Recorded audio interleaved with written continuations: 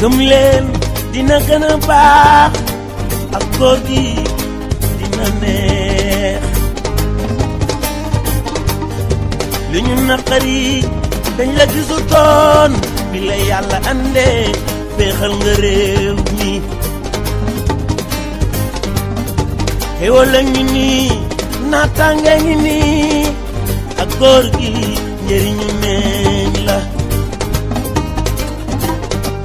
boo xamoon Sénégal fi mu jaar ba yegg si fii tey war nga gëm ne ñun góor gi dañuy ci ngoy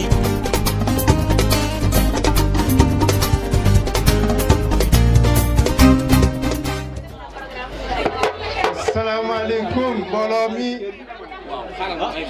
ñu ngi nuyu ñëpp kenn ku ci nekk ci turam ak santam di ngeen ñu xaw a jéggal parce que dafa am un problème de temps qui se pose les responsables yi jógee Thiès muy Pape Moussek ñi mu àndal dañu war a dem Ndiéyène Sirakh bu ñu jógee fii te déjà gis nga xam ne déjà guddi na tey dañu am mbégte en notre qualité de responsable moral de Wallu kon Pape Khalifa Mass ñu ngi leen di dalal fii ci Touba Toul tey jii di am mbégte bu baax di leen accueillir fii à bras ouverts. parce que réalisation yi am Touba Toul boo demee ci côté santé boo demee ci côté tali bii ngeen di def derrière Touba Tivaouane loolu yëpp ñoom ñi nekk conseil départemental du temps d'Abdoulaye Wade ñoom ñoo ko réalisé woon à l'époque kon kii fi nekk dafa gën dara am na yeneen ci gox yi moom moo ko gën a maîtriser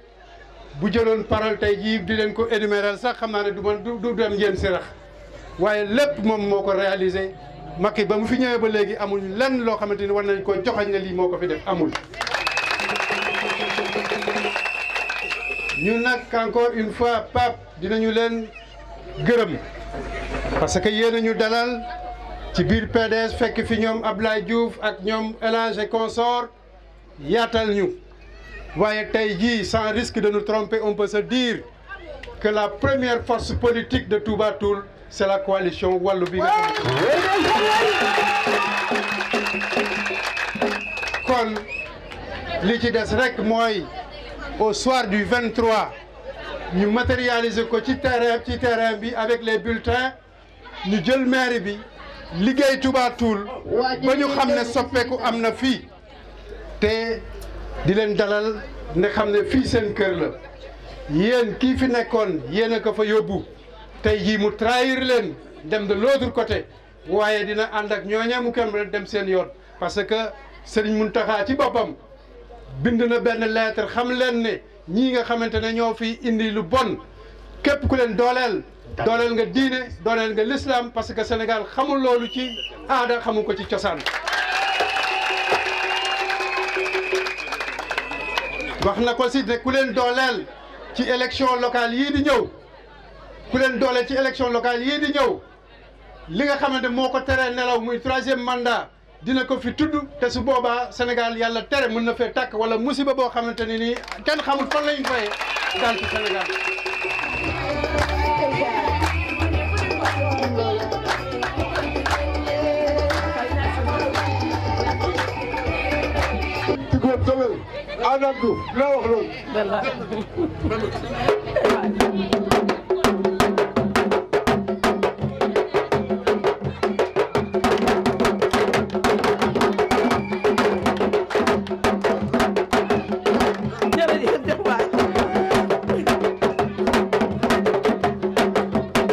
di leen balu àq di leen baala na ngeen ma jéggal nag ndax li yàq sama liggéey fan yi mooy soñ mi moo ma jàpp maa ngi dalal sama gan yi yëpp jàmm góor ak jigéen mag ak ndaw rawatina ci sama càmmeñi bopp yii di Pape Moussé ak Khalifa Anne nga xam ne ba ma leen xamee ak léegi du tey monsieur le maire Mbaye Ndiaye yal na yàlla yeggal te yàlla suturaal na lu ci waay bëj ak la nga ca sonn ak la nga ca def yal na la ko yàlla Sëriñ Tuubaa sama barke waaj yal na la ko fay waaw damaa am suma yam ndax nekk bi comme moom ab laax la dañoo tudd suñu mbana yoo xam ne dañuy laax ku nekk yaa ngi laax danoo war ne teg ba àddina changé. yàlla na yàlla yëggal li ñu ko. ngeen di fay li ñu woy sama yéen ak fay la ñu woy sama yéen fay bi dafa dara ak ci bon ko def ko wala tax way Ibrahima ay sa bay may sa yaay bu dem ak ay ak ma geral ya ta ko dem ak ko dem am na ñoo xamante ne nii toll woon na ay jamono fa ñu la jëlee fa ñu leen jëlee woon pour indi leen yaa leen ëpp niveau yaa leen ëpp fit te yaa leen ëpp aussi ginnaaw te teewul ñu góorgóorlu ba taxawal ko ma ne ko doyen man doomi góor laa sama papa ci li laa ko xam te ci laay aaw ba lu ma ciy fekk di ma ci fekk man du ma koo xamante ne ni dañu may jënd proposition yi bëri na mais loolu faalew ñu ko ñun li ñu gëm la ñu gëm fi ñuy aw la ñuy aw di ci tegg sama doyen moom itam monsieur Anne futur maire de Thiénaba ma bëgg ngeen dajul ma ko bu baax moom itam coalition bi fi am doole te dëggu te laqatuwut nëbbutuwut mooy coalition Wallu Sénégal laqatuwuñu ci ginnaaw kenn nëbbutuwuñu ci ginnaaw kenn Karim Wade mooy suñu futur président PDS mooy parti bi nga xamante ne nii mooy bopp bi kon ñun opposition radicale la ñu nekk nañu ko xam te may wax population bu Touba Toul ñu yeewu ndax nax yi bëri na parti yi bëri na te ñi ci ëpp APR la ñuy ñibbi bu suba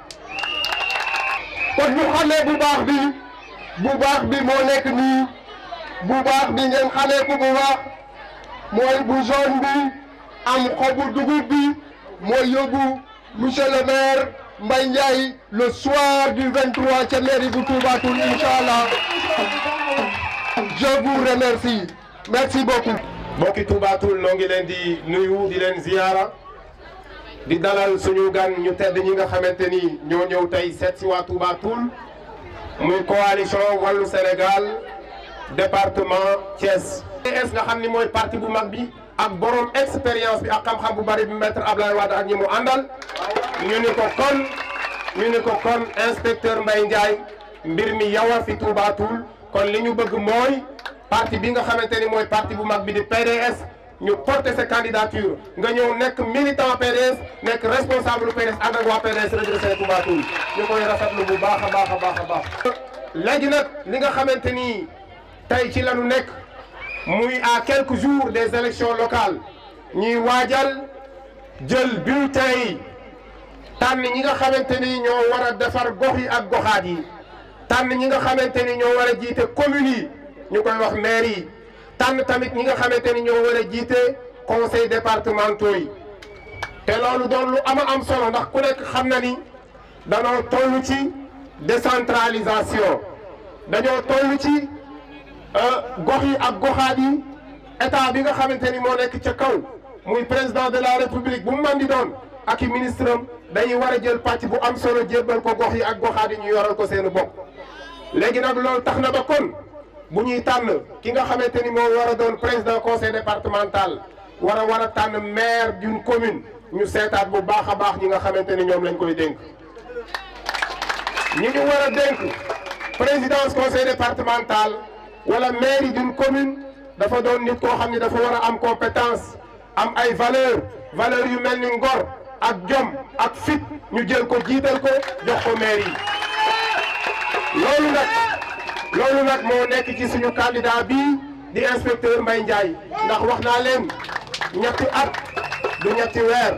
ñetti at du ñetti fan depuis ñetti at bi ñu ko découvrir rek léegi wax dëgg yàlla ngor ak fit ak jom ak bëgg dëkk bi moom lañ gis. xali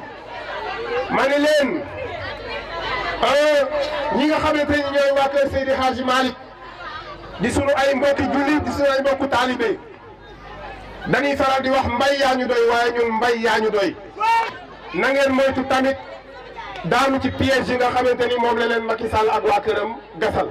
piège bi mooy à part bulletin boobu muy bulletin Macky Sall Benno Bokk Yaakaar bi nga xam ne xamee ngeen ko te baaxul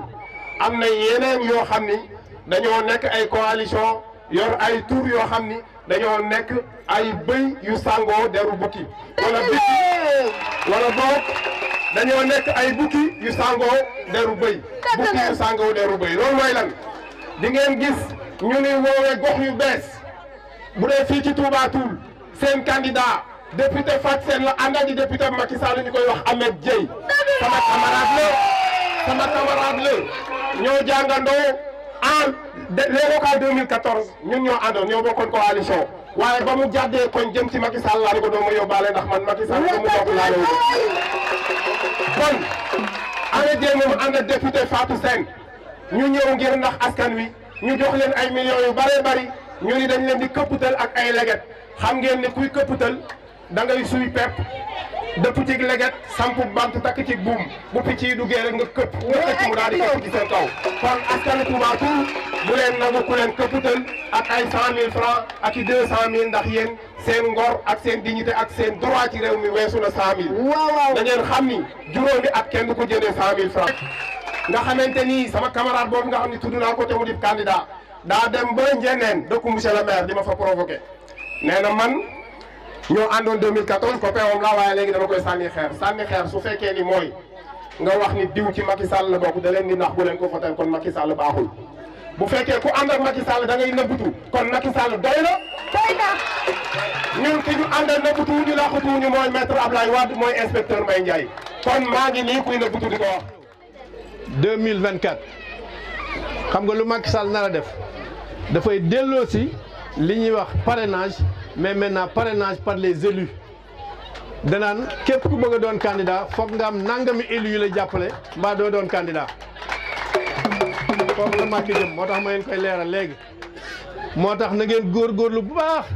ba gagné seen mairie ba nu am ay conseillers yu bari ba bu ëllëgee bu ñu bëggee teqatal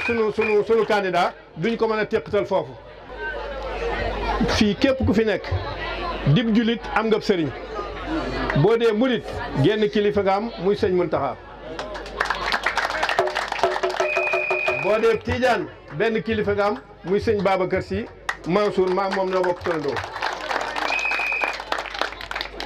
mën naa koy topp ba mu jeex ah nit nag dama defe ni bu fekkente li ngay wax dëgg la ci yow lu sa kilifa bañ nga war koo bañ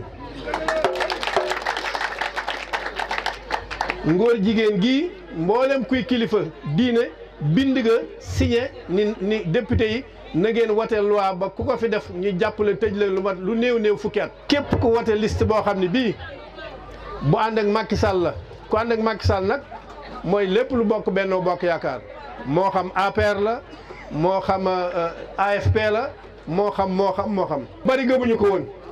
waaye loolee dinaa leen jox ñaari firnde tey jii képp ku yor sa carte d'identité xoolal sa carte d'identité Sénégal gi yëpp Macky Sall nee na kenn amu fi ndey kenn amu fi bàyyi amul benn carte d'identité nit boo xam ni sa turu ndey nga ci wala sa turu bàyyi leneen benn xam ngeen lu tax boo demee France actuellement amatuñu tur ci carte d'identité amul turu ndey ak turu baay ndax lu tax ndax foofa ndey ak baay xewi na fa ndax ñaari góor mën nañoo sëy ñaari jigéen mën nañoo sëy kon foofu mënoo faa wax ndey mënoo faa wax baay moo tax boo demee France premier parent la ñuy def ak deuxième parent la ñuy def premier parent deuxième parent comme foofu lañ ñu bëgg a jëmale dañuy éliminer d'abord ndey ak baay ba pare ba nu nangu ko ba léegi ñu defal nu premier parent ak deuxième parent bu koy ngóor jigéen dugg na. bis bu dee 75000 nga may fay waaye dinaa la ko may gratuitement kon mbooloo mi yéen waa Touba Toul yàlla du juum yàlla du juum xam nga tax yàlla du juum xool leen suñu coalition bu nu mu tudd la grande coalition wàllu Sénégal coalition li muy bari nun képp noo ci am la grande coalition lu tax ndax grande coalition boobu le grand homme moo ko jiite moo jiite le grand parti kii bu ngeen seetloo war ngeen a gëm seede ni Touba Toul musula am ku yor fii ku am xam-xam bi mu yor. di leen massaw di leen gërëm parce que tey man de personnellement rusuma parce que li tax rusuma dama jaar fu sore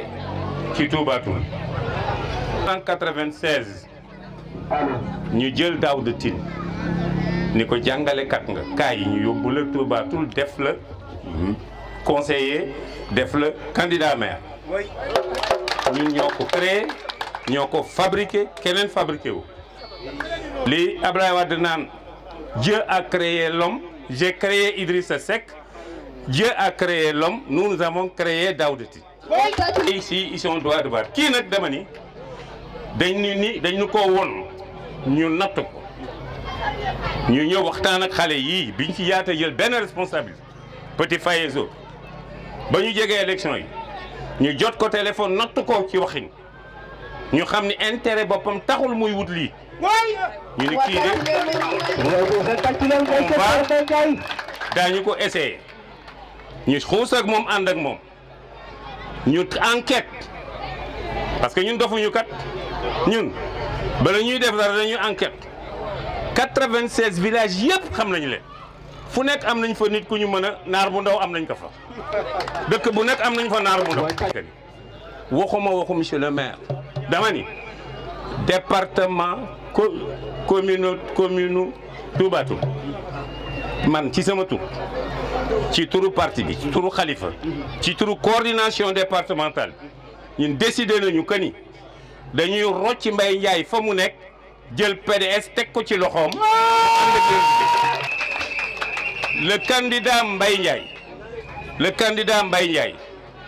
le candidat du Parti démocratique sénégalais Mbaye Ndiaye est à la fois le candidat de la coalition à la mairie de Touba Toul. daañ ko jàppale daañ ko waxal daañ ko déeyat daañ ko xeexal daañ ko xulool de kenn amul fitu ñëw naan ñu nii la wala naa la donc tey maire bii kenn gënuñu koo xam amul lenn d'ailleurs moom dafa waroon bala muy wax dara mu def bilan lan la def de laaj nañ ko mu def bilan ban dispensaire keroog ba may tabax dispensaire u Ndoukoumane taw bi dafa ñëw ngelaw ñëw fekk ay jigéen di wasin ca maternité Ndoukoumane ngelaw li ñëw dajji seng bi ñuy jot ko presse bi ñëw wax ko ñun ñu jot ci conseil départemental ma woo Diatara ni ko y a problème en Ndoukoumane il paraît que ay femmes ñoo doon accoucher ngelaw li ñëw yëkkati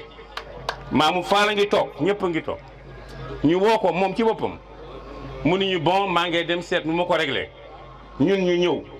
indi la coalition ak ñu indi suñu partenaire italien ña nga ne di tabax maternité bu bees tax ca Ndoukoumane lycée bii ay classe manqué fi ñun ñu def réunion ma proposé ñu décaisser 24 millions lycée baa nga ne classe yaa nga fa centre de conférence nga fa lycée ba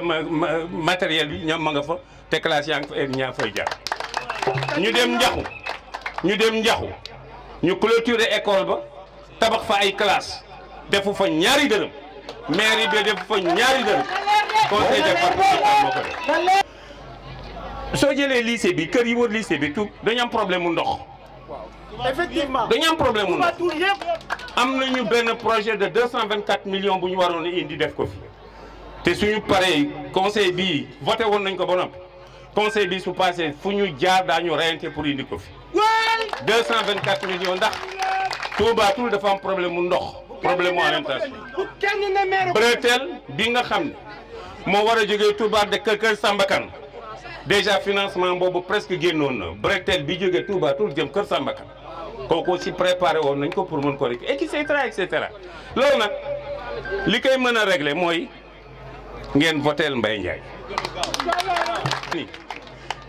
électrification rurale bi